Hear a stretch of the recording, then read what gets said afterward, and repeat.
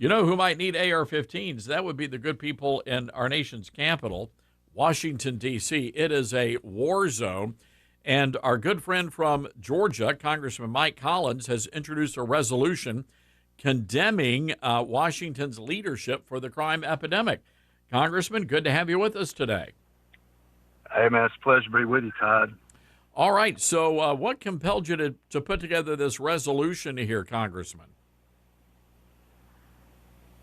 Well, it is just bringing notice to what's going on in D.C. with the crime up there.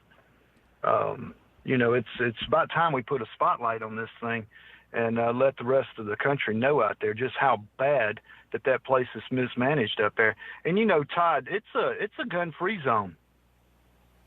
Congressman, I'm curious. Give us an idea. I mean, you live up there, work up there. What are you guys dealing with on a daily basis?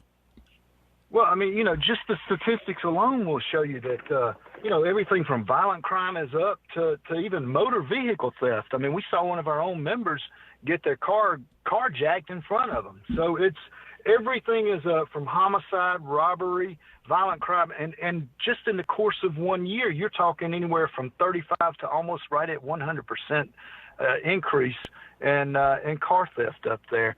And like I say, that's supposedly a gun-free zone, and it's supposed to be safer than anywhere else in the country, but it's not.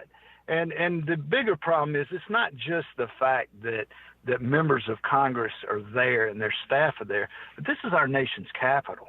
And this is where people come to visit and to see their nation's government at work. And they can't even be safe when they come up there. Well, it's a fair point. I'm curious about your colleagues on the other side of the aisle because, again, they've been the victims of crime as well. What are you guys hearing? Are you finding anybody on the other side of the aisle who actually agrees, yeah, we got a problem here and we need to do something about it?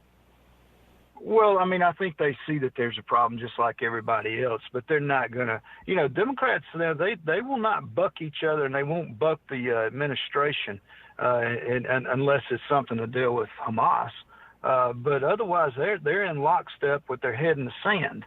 And, this is something that Congress, not only do we need to have this resolution out there and passed, and it will, but we need to, at a bare minimum, take a look at taking control of this situation. They've had this home rule put in since home rule government, I guess, since 1973, in which they have some sort of self-governance. And if they cannot control the crime problem they have up there, then Congress needs to look at that as well. Well, look, you're preaching to the choir on this one, Congressman. We originate this program from my hometown, Memphis, Tennessee. We have had more people killed on the streets of Memphis this year than on the streets of New York City and Los Angeles. And we're only about 650,000 residents here, Congressman. So you can understand the level of crime here in middle America, in the Mid-South. It is a frightening proposition for people. Well, Todd, I'm going to tell you something, man. You can go right back to where we wanted to defund the police, and we have pushed this narrative of disrespect and lawlessness now for 3 years since this pandemic, all the way back to, you can say, to George Floyd incident. And that is the result of it. People don't fear any laws out there. They are not showing any respect for our police officers, and we've got to back our blue, and we've got to get back to being a nation of laws. And when you break the law, by God, you need to pay a penalty. You need to be incarcerated. You need to pay a penalty for doing that.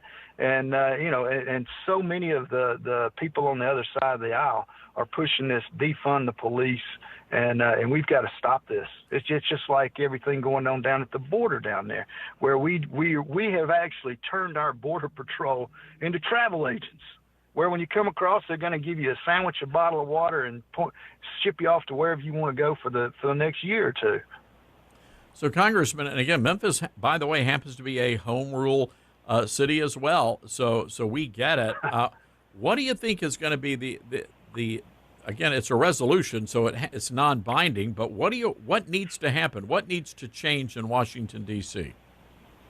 Well, you need to change who's in charge up there, from that city council to that mayor to the head of the city council.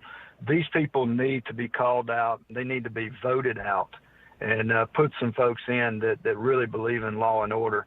And at the end of the day, Congress is there to review all of the legislation that is passed up there before it becomes law, and we need to step in and start demanding that they pass better laws to address these criminals, and not just letting people back out on the street. Honest to goodness, I been in Washington a long time and spent a lot of time there. And I remember Union Station in its heyday, which was not too long ago, just a few years ago, when it was absolutely beautiful, completely renovated, all sorts of great shops and restaurants. And now, honest to goodness, Congressman, it looks like some sort of a refugee tent city over there. It does, and I'll tell you another thing too, Todd. You walk down the street, all you smell is marijuana. It is just flagrant. You open the window in my office building, you can smell it. It's just these lawlessness and these legalizing marijuana and these drugs, they just don't work. When I actually began serving in Congress in January, I walk from wherever I'm staying to the office, and I had to walk by that Union Station every day. And I used to kind of joke that I walked by 3 campgrounds on the way to get there. And this was before daylight. And, it's not the most comforting thing, and I sure wouldn't have let my wife do that. But, between the marijuana and the campgrounds up there, it's probably changed a lot since when you used to think of the way Union Station looked. Yeah, I was there just a couple of weeks ago. To your point, you're right. You're not kidding. The marijuana smoke. I mean, I was walking from point A to point B, and within 30 minutes, I had the munchies. I'm looking for a bag of Funyuns. Yeah, you want some Cheetos. Geez, Lou, I tell you. All right. Well, that's a conversation for another day. Congressman. Well, you know go what? ahead. I appreciate you putting a light on this.